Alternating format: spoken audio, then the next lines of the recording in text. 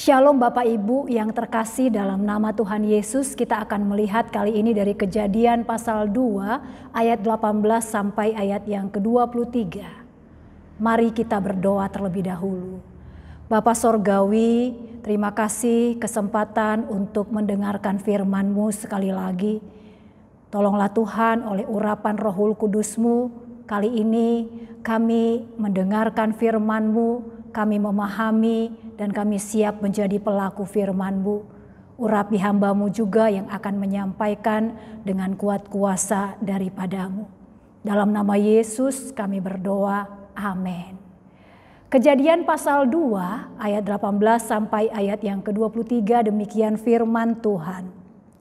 Tuhan Allah berfirman, tidak baik kalau manusia itu seorang diri saja. Aku akan menjadikan penolong baginya yang sepadan dengan dia. Lalu Tuhan Allah membentuk dari tanah segala binatang hutan dan segala burung di udara. Dibawanyalah semuanya itu kepada manusia itu untuk melihat bagaimana ia menamainya. Dan seperti nama yang diberikan manusia itu kepada tiap-tiap makhluk yang hidup, demikianlah nanti nama makhluk itu. Manusia itu memberi nama kepada segala ternak, kepada burung-burung di udara dan kepada segala binatang hutan. Tetapi baginya sendiri ia tidak menjumpai penolong yang sepadan dengan dia. Lalu Tuhan Allah membuat manusia itu tidur nyenyak. Ketika ia tidur, Tuhan Allah mengambil salah satu rusuk daripadanya, lalu menutup tempat itu dengan daging. Dan dari rusuk yang diambil Tuhan Allah dari manusia itu, dibangunnyalah seorang perempuan, lalu dibawanya kepada manusia itu. Lalu berkatalah manusia itu, inilah dia, tulang dari tulangku dan daging dari dagingku. Ia akan dinamai perempuan sebab ia diambil dari laki-laki. Amin. Bapak Ibu Saudara yang dikasihi oleh Tuhan, saya ini salah seorang yang suka banget memperhatikan tingkah laku para stand up komedian. Oh saudara, saya banyak belajar dari mereka saudara. Saya melihat mereka keren banget saudara. Mereka bisa membuat materi tentang keresahan hidup mereka bukan saja menjadi sesuatu yang lucu tetapi bernilai. Kadang ada nasihat, kadang ada sindiran saudara. Kesan saya mereka itu cerdas, tulus dan happy. Sampai suatu ketika saudara saya menemukan video ini. Gue tuh kesepian gitu. Kesepian dalam hal apa? Lu kan ngekos di kosan The Red, anak-anak rame. Kelihatannya doang rame gue. Hati gue sepi. Sendiri. Sunyi. Lu bikin story apa gitu banyak segala macem.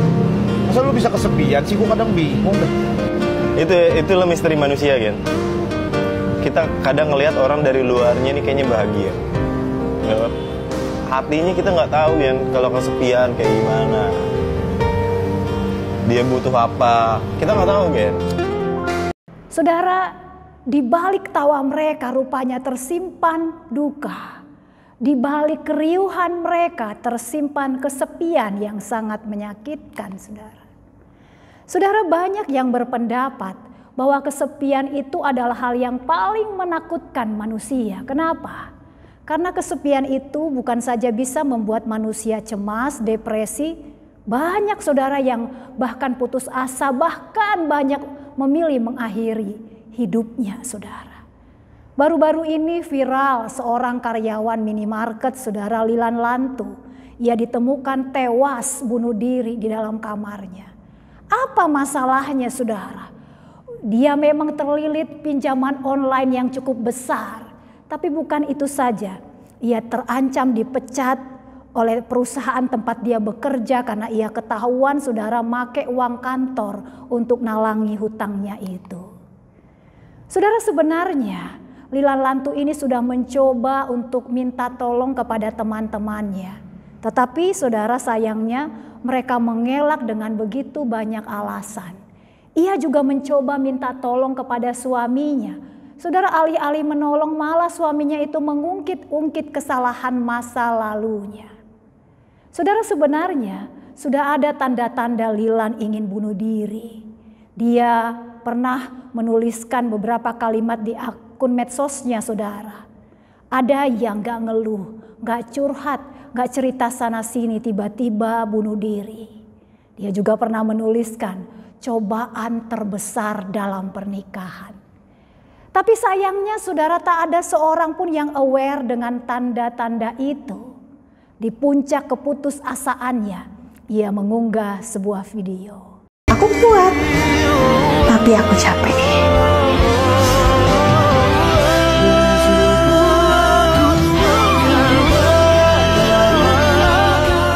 Saudara, lihatlah, Lilan sebenarnya punya suami, punya anak, punya keluarga, punya teman-teman, saudara. Tapi ketika masalah pelik itu menderanya, ia merasa sendirian. Kesepian membuat dia putus asa. Saudara, bukankah sebenarnya kesepian itu adalah pengalaman real engkau dan saya? Gak peduli siapapun engkau dan saya, besar kecil apapun profesi kita, polisi, dokter, mahasiswa, ibu rumah tangga, bahkan pendeta, kita semuanya pernah mengalami kesepian, saudaraku. Pengalaman kesepian kita itu mungkin bermacam-macam. Mungkin saudara, engkau pernah dijauhi teman, dianggap sok tahu, dianggap sok asik. Mungkin saudara, suatu kali engkau mengadu kepada orang tuamu tentang satu masalah, lalu orang tuamu mengatakan, "Ah, kamu lebay, lemah, gitu aja depresi." Atau mungkin saudara, engkau pernah datang kepada rohaniwan mengeluhkan persoalanmu, lalu dia berkata, "Itulah kamu, mungkin ini adalah penghakiman Tuhan, kamu sih gak rajin ibadah." Atau mungkin juga ada di antaramu saudara yang disingkirkan, dipecat dari pekerjaan karena dianggap ide-idemu nyeleneh. Tapi anehnya saudara, walaupun kita pernah ditolak, pernah dikhianati oleh teman, oleh keluarga, bahkan oleh pasangan, anehnya saudara, kita masih merasa butuh persahabatan. Kenapa saudara? Karena sebenarnya engkau dan saya tidak diciptakan untuk hidup dalam kesepian. Saudaraku, ada yang aneh di dalam teks yang kita baca tadi. Ketika Tuhan melihat kondisi Adam sendirian, pada ayat 18 ia berkata, "Tidak baik kalau manusia itu seorang diri saja." Anehnya di mana saudara? Oh, sepanjang pasal 1 ketika Tuhan melihat seluruh hasil ciptaannya saudara, ia berkata semuanya itu baik. Bahkan 6 kali ia berkata demikian saudara. Inilah pertama kalinya Tuhan berkata ada sesuatu yang tidak baik dari ciptaannya. Ada sesuatu yang gak beres saudara. Padahal kalau engkau lihat saudara, bagaimana keadaan Adam pada waktu itu. Keadaan Adam saudara tanpa dosa. Ia ada dalam persekutuan yang sempurna dengan Bapa, dengan Tuhan saudara. Ia ada di taman yang sempurna. Apalagi yang kurang saudara?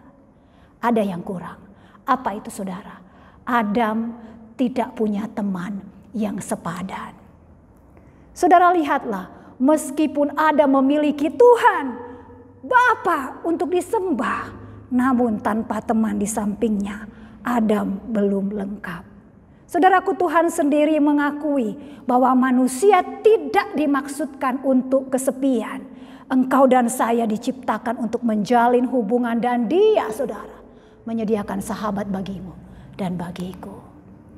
Jadi saudara, kalau engkau mengeluhkan kesepian dan ada temanmu yang berkata kamu kesepian, itu pasti karena hubunganmu dengan Tuhan lagi gak beres bro. Benarkah saudara?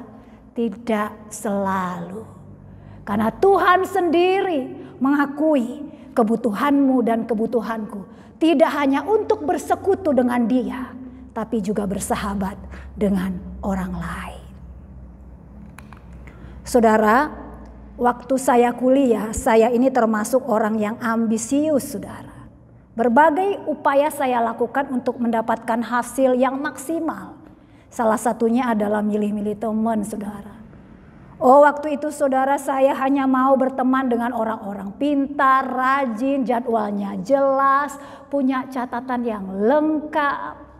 Saya itu ya saudara paling antipati dengan kumpulan cowok-cowok yang nongkrong-nongkrong gak jelas, ngerokok. Kalau ngelihat wajah mereka saudara udah setua bapak saya karena saking lamanya di kampus. Kalau ditanya mereka semester berapa, nggak tahu saudara, hanya Tuhan dan dia yang tahu dia sudah semester berapa. Saudara, saya berharap dan berdoa tidak akan pernah sekelas dengan mereka. Saudara, suatu kali saya terlambat daftar praktikum. Padahal saudara, saya sudah wanti-wanti ke teman-teman yang kos-kosannya dekat kampus. Guys, kalau jadwal praktikum keluar tolong ya daftarkan aku yang jam 10. Mereka mengiyakan, tapi nyatanya saudara, mereka tidak peduli dengan saya. Oh, saya khawatir saudara terancam gagal praktikum. Saya buru-buru pergi ke laboratorium. Dan begitu paniknya saya saudara ketika saya melihat seluruh jam kuotanya sudah penuh. Oh saudara, saya marah, jengkel, sedih, itu campur aduk. Saya bingung, kulur kilir sana sini, gak tahu mau minta tolong siapa saudara. Ketika saya kebingungan, datanglah sekelompok orang kepada saya. Dan mereka katakan begini, Rin, masuk kelas kita aja yang jam 4 masih ada tempat. Kita sediakan untuk kau, Rin. Saudara, tahu siapa mereka? Mereka lah cowok-cowok yang saya cap begundal itu, saudara. Begitu saya melihat mereka, saya ketakutan. Sadar kalau saya ketakutan, saudara. Mereka berkata kepada saya, tenang aja Rin, kita tidak bakal ngapa-ngapain kau. Kita bantu. Kita jagai kau, Rin. Benar saudara, sepanjang semester bukan saja cowok-cowok itu menjagai saya, tapi mereka juga nyediain bahan-bahan praktikum yang saya gak punya. Oh saudara, lihatlah, engkau dan saya butuh persahabatan bahkan dari orang yang paling kita anggap gak penting, gak berguna sekalipun. Kenapa? Karena dengan sahabat membuat hidupmu dan hidupku menjadi lengkap.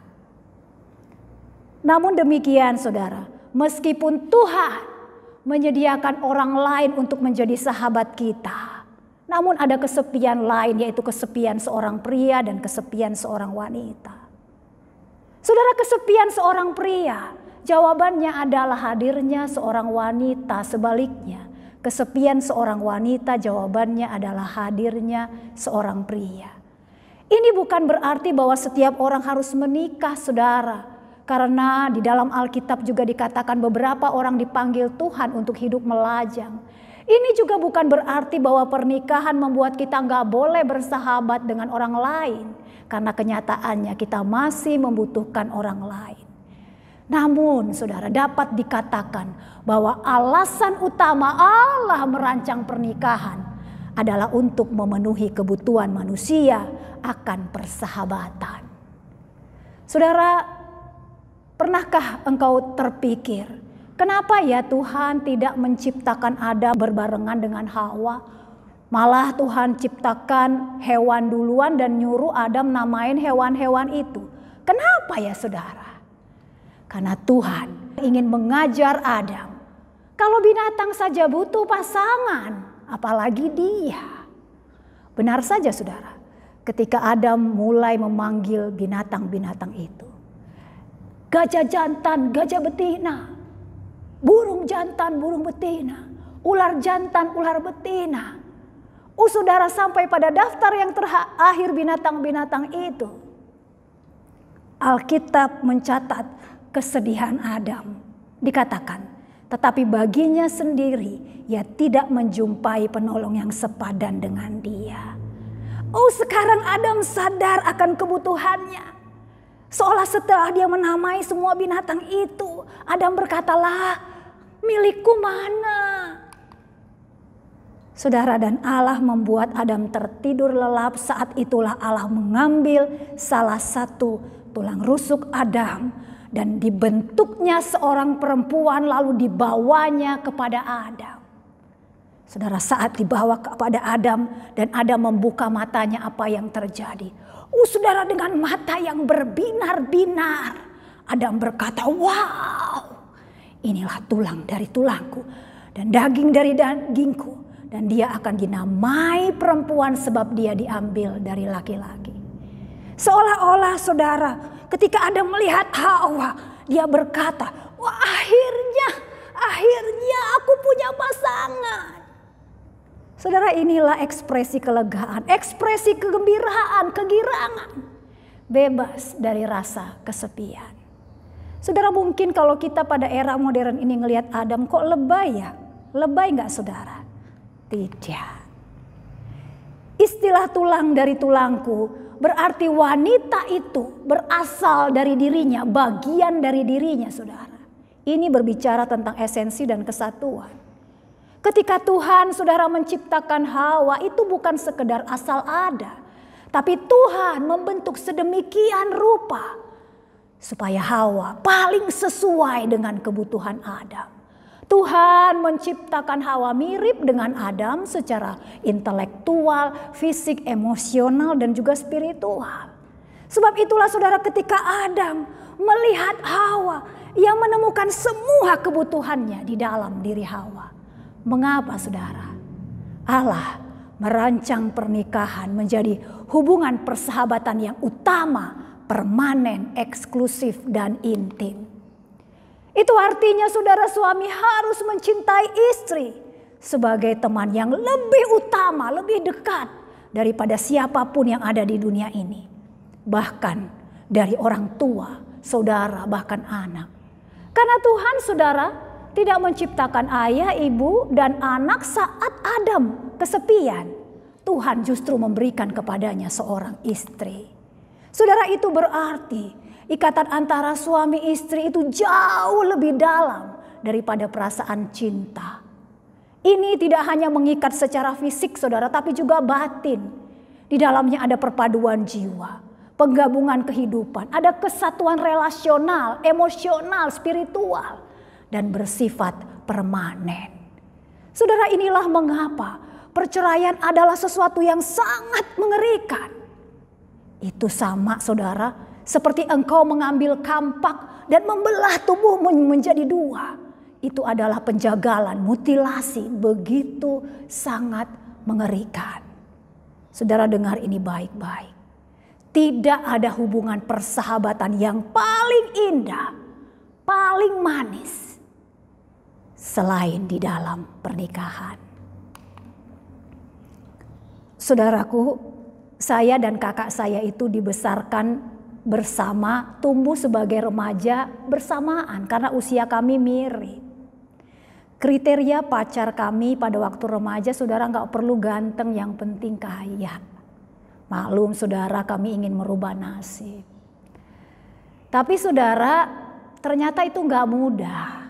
Pacar-pacar kami waktu itu jauh dari kriteria itu. Jangankan kaya, ganteng pun tidak saudara. Beruntung setamat SMA, saya bisa lolos perguruan tinggi negeri, jadi saya bisa kuliah. Tapi kakak saya terpaksa bekerja karena gak ada biaya. Tapi saudara, kakak saya ini punya wajah yang cantik. Sehingga itu segera mengundang perhatian cowok-cowok di kantornya. Salah satunya adalah anak bosnya. Saudara, gak menunggu lama mereka jadian dan gak menunggu lama mereka kemudian ingin menikah. Saya sempat negur kakak saya dan bilang begini, Pi, nggak kecepetan, kamu kan belum lama kenal dia. Apa jawabnya saudara? Kapan lagi Rin dapat anak bos? Saudara, mama saya lebih nggak setuju lagi. Bukan karena kakak saya waktu itu masih sangat muda saja. Tetapi nggak tahu kenapa saudara, mama saya agak nggak srek dengan calonnya itu. Tapi kakak saya tetap kekeh berkeras dan dia bilang kepada mama saya, Ma, ini pilihanku, mama gak usah paksa-paksa, ini pilihanku. Saudara, menikahlah mereka. Gak menunggu lama saudara, memang kemudian terjadi berbagai masalah dalam rumah tangga mereka. Feeling mama saya tentang suaminya itu benar. Rupanya saudara, suami kakak saya itu menyembunyikan banyak hal dari dia saudara. Saudara, penampilannya yang wah, itu ternyata tipuan. Barang-barang mewah yang dia pakai, saudara, ternyata pinjaman. Saudara, ayahnya rupanya bukan bos, hanya karyawan biasa yang kemudian dipecat karena penggelapan uang. Belum genap setahun usia pernikahan mereka, suaminya pun ikut dipecat, saudara. Sontak, kakak saya waktu itu menjadi tulang punggung bagi keluarga besar suaminya. Ya, banting tulang siang dan malam, saudara, sendirian. Kalau kebutuhan keluarga besarnya itu gak terpenuhi, dialah yang jadi sasaran kemarahan semuanya, saudara.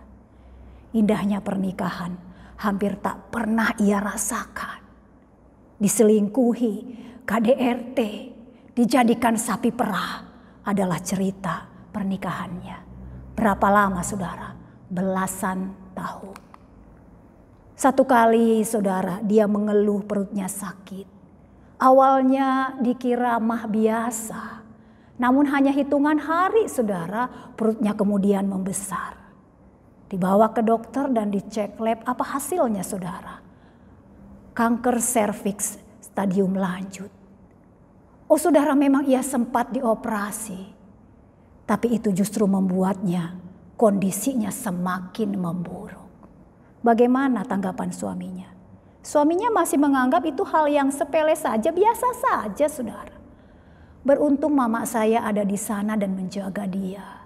Mama saya lah, saudara, yang menyaksikan sering kali kakak saya ini mengerang, bahkan berteriak-teriak, menahan kesakitan. Kondisinya semakin merosot hari demi hari. Ia semakin drop. Dalam keadaan yang demikian, malam itu saya menyempatkan menelpon dia. Dengan terbata-bata, saudara. Pada malam itu ketika kami menelpon, kami mengenang kembali, saudara, masa-masa indah kanak-kanak dan remaja kami. Di akhir pembicaraan, dengan perkataan yang sudah sangat lemah, dia berkata kepada saya, "Rin, Ambolalita, Rin, aku udah capek." Besok paginya, saudara, jam 9 pagi, kakak saya itu meninggal di usia yang masih muda, 36 tahun. Saudara, gak beberapa lama ditemukan buku hariannya. Apa isinya, saudara? Oh, setiap lembar dari buku hariannya itu berkisah tentang derita pernikahannya. Hancur hati saya mendengarnya. Oh, saudaraku, bukannya seharusnya pernikahan adalah tempat di mana kebutuhanmu dan kebutuhanku akan cinta, persahabatan, persekutuan, kebersamaan harusnya dapat dipenuhi. Kenapa, saudara? Karena pernikahan sebenarnya adalah gambaran hubungan Tuhan Yesus dengan umatnya, engkau dan saya. Kristuslah mempelai laki-laki dan engkau dan sayalah mempelai wanitanya, saudara. Saudara, mana mungkin Kristus menyakiti umatnya? Mana mungkin Kristus menceraikan umatnya, saudaraku? Saudara, lihat ini, untuk mengikat perjanjian pernikahan dengan engkau, Yesus membelimu dengan mahar, bukan dengan uang, bukan dengan emas, bukan dengan perak, tapi dengan darahnya yang lebih mahal dari apapun yang bisa dijual di langit dan di bumi ini. Oh, saudaraku, cintanya kepadamu dan kepadaku seharga nyawanya, saudaraku. Mana mungkin Kristus membiarkan mempelai perempuannya disakiti. Siapapun yang berani melukaimu, saudaraku, akan berhadapan dengan Yesus. Kenapa? Yesus, saudara, dia menjamin di dalam dia engkau menemukan cinta dan persahabatan sejati. Saudaraku, apakah engkau adalah seorang pasangan yang sudah ditinggalkan oleh suami atau istrimu? Jangan sedih. Engkau masih dapat menikmati indahnya cinta dan persahabatan di dalam Yesus. Curahkanlah isi hatimu setiap hari kepada Dia ada untukmu. Hai anak muda, apakah engkau ingin menikah? Kalau engkau ingin menikah anak muda, carilah pasangan yang ingin membangun rumah tangga yang berpusat pada Kristus. Kenapa? Karena pernikahan yang indah itu gak jatuh dari langit anak muda. Itu hanya untuk pasangan yang mau dengan rendah hati menerima didikan Tuhan. Oh saudaraku, Bapak Ibu, apakah engkau sudah menikah? Bagaimana hubunganmu dengan pasanganmu hari ini? Apakah sedang pahit, berantakan, di ujung tanduk? Seburuk apapun kondisi pernikahanmu hari ini saudaraku, pandanglah kembali ke salib Yesus. Mulailah lagi dari sana. Mengapa? Karena hanya ketika engkau memahami betapa besarnya kasih Kristus bagimu, barulah engkau dapat memiliki hati seluas samudera untuk menerima pasanganmu yang gak sempurna. Engkau dapat memiliki hati seluas samudera mengampuni dia. Engkau punya hati seluas samudera untuk menjadi sahabat terbaik baginya. Saudaraku, hanya ketika engkau memahami betapa besarnya cinta Yesus bagimu, engkau juga dapat berkata kepada suami atau istrimu, bersamamu hidupku menjadi lebih berarti. Saudaraku, kiranya pernikahanmu menjadi surgamu di dunia ini yang dapat memancarkan kemuliaan Kristus bagi dunia. Amin. Mari kita berdoa. Bapa Sorgawi, terima kasih untuk firman-Mu. Kehidupan kami sangat terbuka di hadapan-Mu Tuhan. Terima kasih Engkau menyediakan kebutuhan, persahabatan bagi kami di dunia ini dari orang-orang. Tapi juga Tuhan, Engkau menyediakan lembaga pernikahan untuk kami memiliki sahabat yang sejati di dunia ini. Pernikahan kami saat ini mungkin gak sempurna. Tapi tolonglah lagi kami memandang kepada salib-Mu Yesus.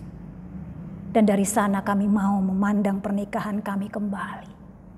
Menata apa yang perlu ditata.